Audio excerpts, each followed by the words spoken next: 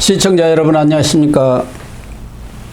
9월 26일 시사정담 시작하겠습니다. 시청자 여러분, 이재명 민주당 대표가 오늘 오전 영장실질심사를 받기 위해 서울중앙지법에 출석했습니다.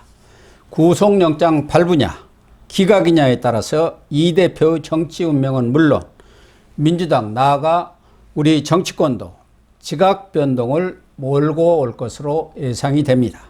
백기종 한양대 MPI 최고위과정 교수님과 이 대표 법원 출두 상황과 향후 전망을 짚어보도록 하겠습니다. 백 교수님, 이재명 대표가 오늘 오전에 입원 중인 녹색병원을 나와서 10시 3분에 서울중앙지법에 도착을 했습니다. 서관이죠. 네, 서관이죠.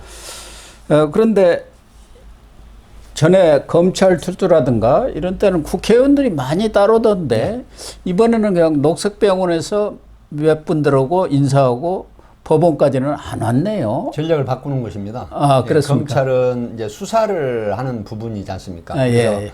뭐 대국민 뭐 선언처럼 국민을 향한 또 유권자라든가 지지자들을 향한 그런 어떤 전략적인 그 일환으로 이제 조작 수사라든가 검찰의 정치 공작 수사다 이렇게 지금 얘기를 했지 않습니까? 지금 법원에 오늘 321호 서울중앙지법 유창훈 부장판사가 이제 실질 심사를 영장 실질 심사를 하지 않습니까? 근데 법원에 실질 심사를 받으러 가기 전에 이제 법원에 대고 뭐 비판을 할 수는 없고 또 법원 앞에서 실질 심사를 받으러 가면서 뭐 검찰이 이제 공작 수사다 조작 수사다 이렇게 얘기를 하게 되면은 이 법원 쪽 소위 말하면 이 재판을 담당하는 판사의 심리에 영향을 좀 미칠 수가 있거든요. 아, 그렇군요. 네, 그렇기 때문에 전략적으로 지팡이를 짚고 한쪽은 그 힘이 없는 그런 상황이고 부축을 요하는 상황임에도 불구하고 스스로 우산을 들고 한쪽에는 지팡이를 들고 이제 그런 모습을 보였고 기자들이 질문을 했음에도 불구하고 아무런 대답을 하지 않는 것은 판사에게 재판부의 실질심사를 담당하는 재판부나 판사에게 어떤 심리적인 영향을 끼치지 않고 좀 내가 자숙하는 정중하게 내가 실질심사에 임한다는 모습을 보이게 한 전략이다 이렇게 볼 수 있습니다. 그렇군요. 그러니까 전에 검찰 출두를 할 때는 뭐 길게 써갖고 가서 일장 연설을 했지 않습니까? 그런 것도 이번에는 일체 없더라고요. 그러니까 그것도 같은 맥락이죠. 그렇죠. 그러니까 변호사들 이제 6명 정도의 뭐 박균택 부장검사나 이승엽이라든가 이런 부장판사 출신들 6명의 이제 변호인들이 선임이 돼 있고 지금 그 녹색병원을 떠날 때 뭐 민주당 의원들 한송을 받은 거거든요. 예, 정청래 뭐 최고위원 등 고민정 의원도 있었더라고요. 예. 그래서 이제 내부적으로 아마 그런 지침이 있었을 겁니다. 내가 마치 무슨 그 전장에 그 임하는 그런 어떤 개선 장군이 돼서 돌아오겠다는 이런 이미지가 확산되면 안 되지 않습니까? 예. 그러니까 조용히. 그래서 우산도 옆에서 받쳐주는 거 그것도 안 했더라고요. 예. 본인이 스스로 우산을 들고 지팡이를 짚고 그다음에 또 휘청 한번 했습니다. 예. 뭐 이런 부분들이 뭐 본인이 이제 23일여간의 단식을 통해서 굉장히 뭐 기력이 쇠약해졌겠죠. 그럼에도 불구하고 지금 법률가지 않습니까? 그래서 이제 이런 부분들에 대한 전략적인 접근을 행동 패턴에서도 보이고 있다 이렇게 봅니다. 지팡이를 짚고 간 거 이런 것들도 일종의 퍼포먼스라고 봐야 합니까? 뭐 짚기는 짚어야 할 가능성은 있기는 합니다만 이제 두 가지로 분석이 가능합니다. 이제 퍼포먼스라고 하는 부분은 사실은 이제 기력이 쇠약하지 않음에도 불구하고 지팡이를 짚고 그 휘청거리는 모습들 이런 부분들이 사실 피의자나 피고인들에게 굉장히 많았었습니다. 예전에 보면 그 술의 혐의라든가 아니면은 또 재벌 회장들이 뭐 그 영장 실질심사로 받으러 갈 때 심지어 한자보를 그 링거를 꺼준 채로 휠체어에 가는 경우도 있었거든요. 그러니까요. 이런 모습들이 지금 영장을 발부해가지고 이 사람이 그 수감생활을 하겠느냐 하는 이런 의구심을 판사한테 이제 주기 위한 이미지 메이킹이거든요. 그러니까 지금 이재명 대표도 뭐 본인이 기력이 쇠약해서 그럴 수도 있지만 그럼에도 불구하고 우산을 직접 손에 들고 그다음에 기력이 상당히 쇠약해 보이는 모습임에도 불구하고 부축을 받지 않고 지팡이 짚고 가는 모습들, 이런 부분들은 결국은 이 퍼포먼스이기도 하면서 또 본인의 어떤 전략, 그리고 또 실제로 또 기력이 쇠약해 있을 수도 있지만 앞에서 말씀드린 대로 적어도 부축을 받고 그다음에 우산은 들어줘도 되는 부분을 본인이 고사를 하고 직접 했다고 하는 부분은 어떤 그 재판부 실질심사 담당하는 판사에게 전략적인 어떤 이미지 메이킹 아마 가능성도 무시 못합니다. 녹색병원에서는 뭐 국회의원들이 그렇게 많이 나오지는 않고 지도부하고 몇몇 의원들이 나왔던데, 고민정 의원이 이 대표 악수를 하면서 울컥했다고 그래요. 그래서 고민정 의원이 지난번 21일 날 체포동의안 투표 과정에서 TV조선에서 그 웃는 모습을 내줘가지고 아주 곤욕을 치렀잖아요. 투표 전에 표정인 모양인데, 개딸들, 지지자들은 이렇게 지금 가결이 됐는데 웃음이 나오냐 해가지고 문자 폭탄을 날리고 아주 상당히 마음고생을 했던 그렇습니다. 모양이더라고요. 그래서 그냥 울컥했나요? 고민정 최고위원은 사실 비명이지 않습니까? 유일하게 지금 남아있습니다. 최고위원이지만 그럼에도 불구하고 지금 본인은 이제 그 투표 전에 사실은 투표 전에 이제 대화를 하거나 하다가 미소를 지을 수 있거든요. 그럼요. 예. 근데 이거 이제 TV 조선에서 뭐 특종처럼 보도를 하는 바람에 마치 투표를 끝나고 나오면서 홀가분하다. 이거 아마 가결이 돼서 영장실질심사 받으러 가지 않겠느냐는 이런 심보지 않느냐 이래가지고 이제 소위 개혁의 딸들이라는 개딸들의 집중 포화를 받았습니다. 그러니까 이 대표도 오늘 고생이 많습니다. 네, 최고위원 이러더라고요. 사퇴를 요구하기도 하고 뭐 엄청난 그런 어떤 분란에 휩싸였는데 아마 마음고생이 상당히 심했을 것입니다. 뭐 본인은 공개적으로 난 부결을 던졌다 이렇게 했지 않습니까? 예. 어쨌든 오늘 영장실질심사는 검찰의 입장에서도 이재명 수사에 어떻게 보면 대단원이랄까, 네. 대미를 장식한다 할 정도로 조직에 명운이 걸린 사안이고, 이재명 대표 입장에서도 정치 생명이 걸린 것 아닙니까? 그래서 양쪽 다 사활에 걸린 대접전이란 말이에요. 네. 과연 유창훈 부장판사가 어떻게 판결을 내릴지 모르지만 양측으로서는 철저한 대비를 할 수밖에 없는데, 검찰도 뭐 상당히 철저하게 준비를 한 것 같더라고요. 네, 이제 그 말씀을 드리기 전에 먼저 참고로 우리 시청자분들을 위해서 좀 말씀을 드릴 게 있어요. 지금 홍준표 대구시장이 뭐라고 얘기를 했느냐면 MB나 박근혜 대통령보다 사안이 훨씬 중하다라고 한 거는요. 예. 제가 이제 그 수사를 했기 때문에 이 부분이 무슨 뜻이냐는 걸 좀 알려드리려고 그렇죠. 해요. 예. 지금 이재명 대표가 가장 두드러지게 보이는 두 가지가 뭐냐면 특정 경제범죄 가중처벌법, 하나는 특정범죄 가중처벌 등에 관한 법률입니다. 어떤 네. 보면 비슷한 얘기인데 틀리거든요. 이제 뭐 마지막에 이준교사 이 부분은 변론으로 치고요. 이 특경법이라고 하는 이 부분은 50억 이상 부당 이득액이 있을 경우에 5년 이상 무기징역입니다. 예, 그러니까요. 예, 그 다음에 이제 제3자 뇌물이라고 하지 않습니까? 네. 그 뭐 100억 원 이상의 뇌물을 제3자 뇌물을 수수한 걸로 이제 북한에 보낸 걸로 이렇게 되는데, 이게 이제 특정범죄 가중처벌법의 수뢰액이 이제 1억 원 이상이잖아요. 예. 이 또한 무기 또는 10년 이상 징역형입니다. 예. 그러면 이 두 가지 혐의만 경합을 해가지고 한다라고 하면 이 경우는 우리가 지금 무기징역 보통 하면은 최대 50년까지 할 수가 있거든요. 그렇기 때문에 지금 뭐 박근혜 대통령이나 MB 이명박 전 대통령 같은 경우도 뭐 상당한 그 수형 선고를 받았습니다만은 지금 이 두 가지만 가지고도 실질적으로 유죄가 된다고 하면 예. 정말 그 무기징역형에 가까운 선고를 받을 수 있는 상당성이 있다라고 하고요. 지금 말씀하셨지만 지금 검찰과 이재명 대표 측 변호인은 아마 창과 방패 굉장한 싸움이 진행이 될 겁니다. 그렇죠. 이게 지금 영장 실질심사가 1997년도에 도입이 됐는데 예. 지금 이 사안은 아마 한쪽이 기각이 되거나 발부가 되거나에 따라서 말씀하셨듯이 정치 지형이 굉장히 바뀌어버리고, 국힘도 마찬가지지만 특히 더불어민주당은 엄청난 후폭풍에 예. 이제 휩싸이게 됩니다. 그래서 지금 1,500조 의견서를 검찰이 냈어요. 그리고 500쪽 분량의 PPT, 대단해요. 파워포인트. 예. 이제 이 경우는 내용이 들어가 보니까 어마어마합니다.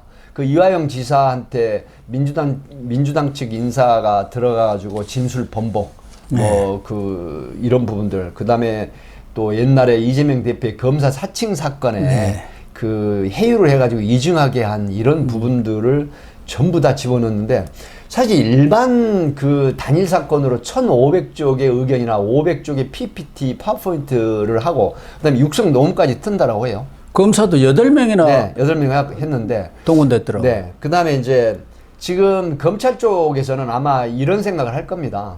그 이 싸움은 검찰의 명운이 걸린 싸움이다. 이제 이렇게 할 거고요. 그렇죠. 그다음에 한동훈 법무부 장관이 지난 21일 날 이제 국회 본회의에서 이제 이재명 대표 표결 전에 그 얘기를 했어요. 예. 이 정치적 지위와 수사 과정을 보면 이 공범이나 참고인 등에 대한 해유나 압박으로 해서 증거인멸의 영향, 소지가 굉장히 크다. 예, 예. 이걸 주장을 했는데 여기에 지금 검찰이 이 한동훈 장관의 국회 21일 날 했던 말에 그 임해가지고 준비를 한 걸로 이렇게 네. 보입니다. 반면에 더불어민주당 쪽에서는 지금 이재명 대표가 실질적으로 뭐 배임이라든가 아니면은 그 대북 송금의 대납 제3자 뇌물 단 한 푼도 받았지 않았다. 네, 이렇게 받지 하고, 않았다고 예, 주장을 하고 직접적인 있죠. 증거가 없다. 좀 이렇게 지금 주장을 하고 있고요. 그 다음에 이제 그 허위 증언에 대한 거는 지금 이렇게 반박을 합니다. 사실대로 얘기를 해달라는 거였지 내가 위증을 교사한 게 아니다라고 이제 반박을 하는데 지금 유창훈 부장판사 같은 경우는 서울법대 그 한동훈 장관과 그 동기는 아닙니다. 이제 1년 선후배이거든요. 지금 73년생이니까 유창훈 50이고. 판사가 재수를 한 모양이에요. 예. 예. 고등학교 졸업은 같은데 같은 예. 해 그 졸업을 했는데 그렇게 하고 지역이 이제 대전 출신인데 지금 정치 지형적인 걸 빼더라도 예전에 보면 13건의 그 영장 청구의 실질심사 중요한 그 사건에 11건 정도를 발부를 했는데 발부율이 굉장히 높아요. 근데 네. 가장 중요하게 보는 게 뭐냐면 증거인멸의 소지가 높다라고 하는 파트의 영장 발부를 많이 했거든요. 아, 그렇군요. 그래서 지금 검찰이 이 생리를 잘 아는 겁니다. 그러니까 증거인멸이 이번에 영장실질심사의 가장 쟁점이 증거를 되는 것이고 얻거든요. 그 네. 부분에 대해서 검찰도 적극적으로 지금 준비를 그렇습니다. 해온 거 아닙니까? 네. 지난번 구속영장에도 11페이지인가 뭐 12페이지를 그렇죠. 증거인멸 그 부분만 그 할애를 부분을 아주 했다. 총체적으로 그 적시를 해가지고 했는데 이번에 아마 이 1,500조 의견서하고 500쪽의 파워포인트 PPT는 유창훈 부장판사에게 상당히 어필할 가능성이 높습니다. 그렇습니다. 네, 그래서 이제 예. 증거인멸의 소지가 있다고 하는 부분은 이재명 대표가 야당 제1야당 대표이기 때문에 도주 우려는 없거든요. 예. 그래서 검찰도 이 부분에 총력을 기울여서 적시를 하고 아마 임하지 않았을까 그런 분석이 가능합니다. 그래서 말씀하신 대로 그 이화영 전 경기도 평화부지사를 백정화 씨가 찾아가가지고 박찬대 최고위원 네. 만난 뒤에 네. 옥중 편지를 썼지 않습니까? 네, 그 썼습니다. 부분에 대해서 위에서 이렇게 편지, 옥중 네. 편지를 원한다. 네. 이런 것들이 녹음이 다 되어 있는 네. 모양이에요. 그 그게- 육성도 틀고 예. 또 검사 사칭, 네. 그 네, 유증교사원 수법입니다. 김진성 씨 네. 그 김병장 녹취록 시장이 수행비서였죠. 예. 그 사람 녹취록도 틀은 모양이에요. 네. 그렇게 판사한테 요청을 할 모양이에요. 그래가지고 확실하게 네. 이 증거인멸 우려가 있다는 점을 검찰로서는 가장 부각해서 그렇죠. 판사한테 소구를 한 거죠. 그러니까 이제 증거인멸의 어떤 점을 부각을 시키고 주안점을 뒀다고 하는 부분은 지금 제1야당 대표니까 앞에 말씀드렸듯이 예. 도주의 우려는 없거든요. 그렇죠. 그렇다면 소위 말하면 수법성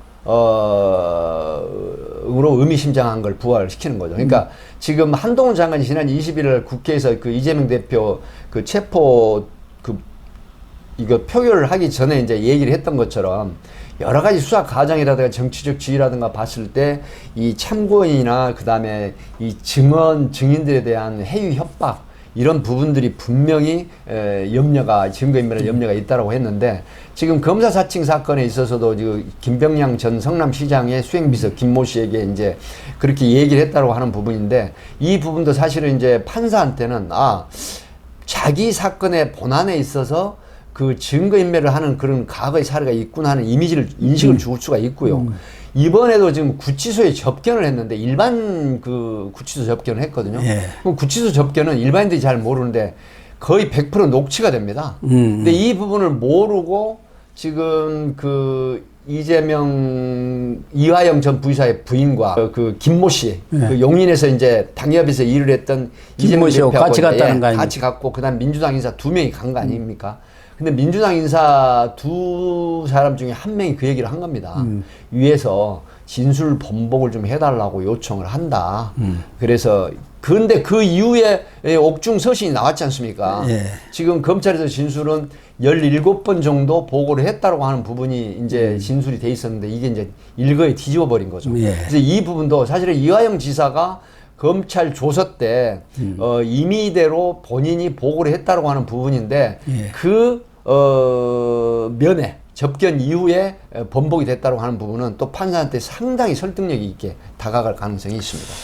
특히 지금 백현동은 물론이고 대북 송금과 관련해서도 이른바 종범이라고 할 수가 있겠죠. 네. 21명이 구속이 됐더라고요. 그렇습니다. 지금 총 21명이. 그러니까 종범들은 다 구속이 됐는데 주범이라고 할 수 있는 사람이 구속이 안 된다. 이게 말이 되느냐. 과거 이재명 대표도 그 성남시장 시절에 박근혜 전 대통령, 이명박 전 대통령 때도 똑같은 얘기를 본인이 했어요. 네네. 총범들이 다 구속됐는데 전직 대통령이다, 현직 대통령이라 해서 구속이 안 된다는 것은 우리나라가 법치국가가 아니라는 것을 세계 만방에 알리는 꼴이다. 그러니까 엄히 처벌을 해야 한다. 부인할수록 더 처벌을 강화해야 한다. 그런 얘기를 해서 자기한테 그게 되돌아오는 거 아닌가 하는 생각은 들어요. 그러니까 역지사지라고 하는 부분들이 그래서 이제 보통 우리가 이런 게 있지 않습니까? 그 사막을 지나가다가 목이 말라서 오아시스를 발견합니다. 그래서 그 오아시스에서 결국 물을 마시고 다시는 이 길을 오지 않을 거라고 생각을 하고 이제 뭐 오물을 버리거나 침을 뱉거나 갔다가 그 길을 다시 오게 되면서 물을 그렇죠. 먹게 된다고 하지 않습니까? 사실은 이제 그 클린 핸즈 독트린이라는 용어가 있습니다. 이게 소위 말하면 이제 그 법정, 형평 법정이라고 하는 영미법기에서 나오는 얘기인데요. 야. 이게 뭐냐면 재판을 하는 사람도 깨끗한 손이 있어야 깨끗한 된다. 손. 그러나 그 정의, 저스티스를 요구하는 당사자도 깨끗한 손이 필요하다. 예. 이런 그 이론이거든요. 예. 그 클린 핸즈 독트린이라는. 독트린. 예. 그래서 이제 이런 부분인데 지금 이재명 대표도요. 사실은 이 부분에서 할 말이 없죠.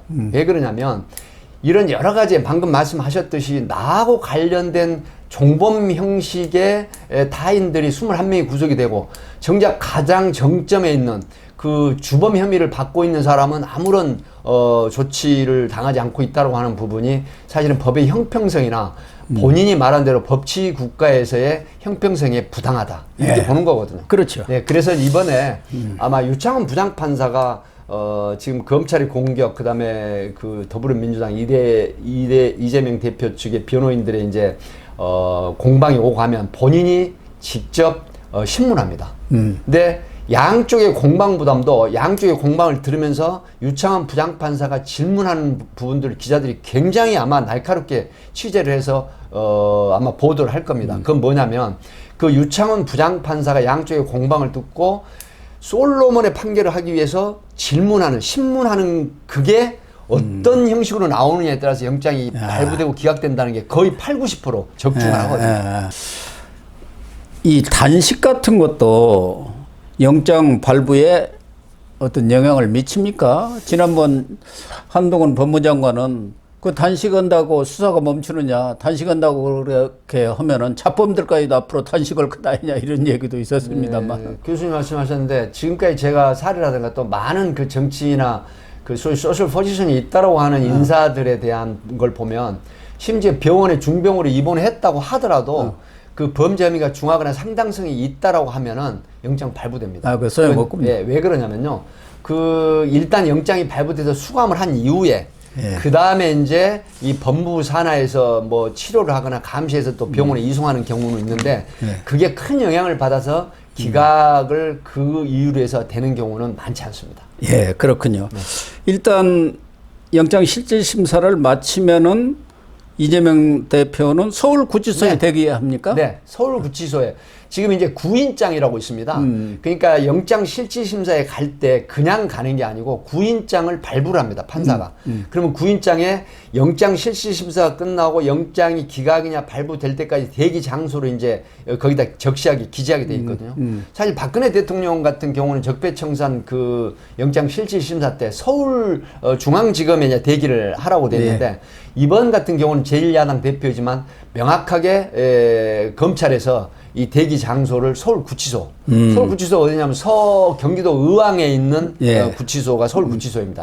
이제 여기에서 이제 영장 실질심사가 밤에 끝나든 뭐 오후에 끝나든 바로 호송 차량으로 이송을 해서 그다음에 구치소에 가서 옷을 갈아입고 그다음에 소지품 검사 다 하고 지문 찍고 머그샷은 안 합니다.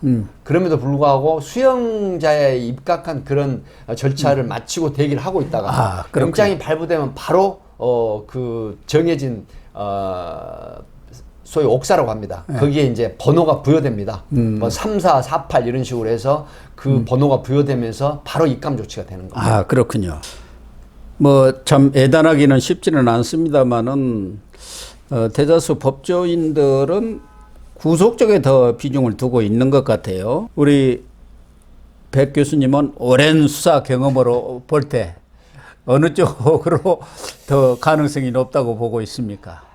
사실 저는 이제 수사사안 이 지금 검찰이 발표한 내용으로 보면 거의 70% 이상 영장이 발부됩니다. 70% 이상. 그러나 유창훈 부장판사가 이제 이런 부분에 아마 그 고려를 할 가능성이 있습니다. 어떤 경우냐면요. 도주 우려가 없다. 다만 제1야당 대표이고 정치 진영에 전혀 무시를 못 하거든요. 그리고 지금 민주당 같은 데서는 90만 명 쪽 160여 명의 국회의원하고 전직 국회의장들이라든가 그다음에 전국의 그 지지자들의 거의 90여만 명의 기각 탄원서를 법원에 제출을 했어요. 이런 부분이 있는데 어찌됐든 간에 정치 진영 논리는 아니겠지만 법리로 판단하겠지만 이 사안 자체로만 보면은 영장이 발부되는 게 마땅합니다. 그러나 문제는 어떤 거냐? 과연 배임 행위에 있어서 과연 1,000여억이 넘는 돈을 민간업자에게 돌아가게 하고 200억이 성남도시개발공사에 피해를 줬다고 하는 부분, 그리고 800만 달러의 대북 송금에 있어서도 과연 이재명 그 도지사가 그 당시 이걸 적극적으로 개입을 했느냐, 아니면 이화영 전 부지사나 실무진들 차원에서 됐느냐, 이제 이런 부분도 좀 들여다볼 거거든요. 그래서 유창훈 부장판사가 법리대로만 이걸 재단한다고 하면 영장 발부율이 거의 70, 80% 된다고 봅니다. 아, 그렇군요. 네. 그렇다 한다면 이재명 대표가 돌아올 수 없는 길을 간 것 아니냐, 이렇게 조심스럽게 일단 결론을 내려보겠습니다. 네네. 최종 결론은 내일 새벽쯤이나 나지 않겠나. 새벽 3시에서 4시 안에는 결판이 납니다. 네. 일단 내일 어떤 결과가 나올지 우리 정치사에 큰 획을 그을 그런 영장 실질 심사가 되지 않겠나, 그런 생각이 듭니다. 한국의 정치 지형이 바뀔 가능성이 있습니다. 예, 그렇습니다. 네.